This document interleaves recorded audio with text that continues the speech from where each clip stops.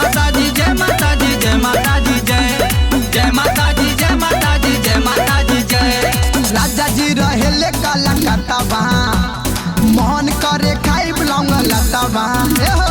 राजा जी रहेले काला कतवा अरे मोहन कर खाई लौंग लतवा कि राजा जल्दी से टिकट कटाल ना। क्या जी आएंगे नहीं क्या मेला देखने? अरे आएंगे आएंगे मेला घुमाएंगे घबराओ मत। ए राजा हमारे आ जाना अरे आजमगढ़ को मेला घुमा देना। ए राजा हमारा आ जाना आजमगढ़ का मेला घुमा देना।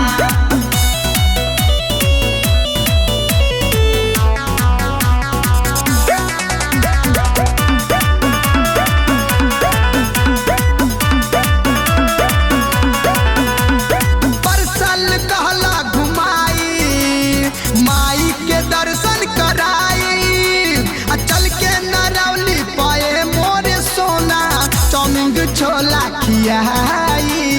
सुन रहे हैं चाउमीन छोला नहीं खिलाएंगे क्या?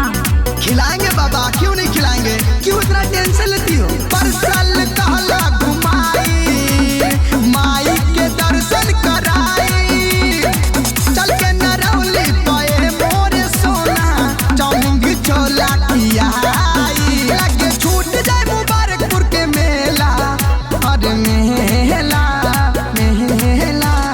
ए राजा हमारा आ जाना अरे आजमगढ़ का मेला घुमा देना।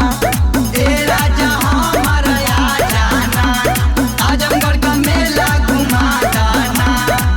बोला बोला दुर्गा मैया की जय। बोला बोला शीतला मैया की जय। जय माता दी जय माता दी जय माता दी जय माता दी जय माता दी जय माता दी जय। सज गइल सगरो पंडाल मेला देखब ए हबार परवीन रमेश के संगे न जाई सुन लपिया नंदलाल। ये जी सुनता नहीं हम उन लोग के साथ में ना जाए मेला देखे। अरे चल जा वो लोग घर के आदमी हो। सज गइल सगरो पंडाल मेला देखब ए हबार परवीन रमेश के संगे न जाई सुन लपिया नंदलाल।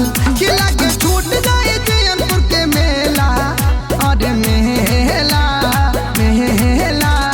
ए राजा हमारा आ जाना अरे आजमगढ़ का मेला घुमा देना। ए राजा हमारा आ जाना आजमगढ़ का मेला घुमा देना। अच्छा तो आ रहा हूँ और हावड़ा से आजमगढ़ का टिकट कटा रहा हूँ।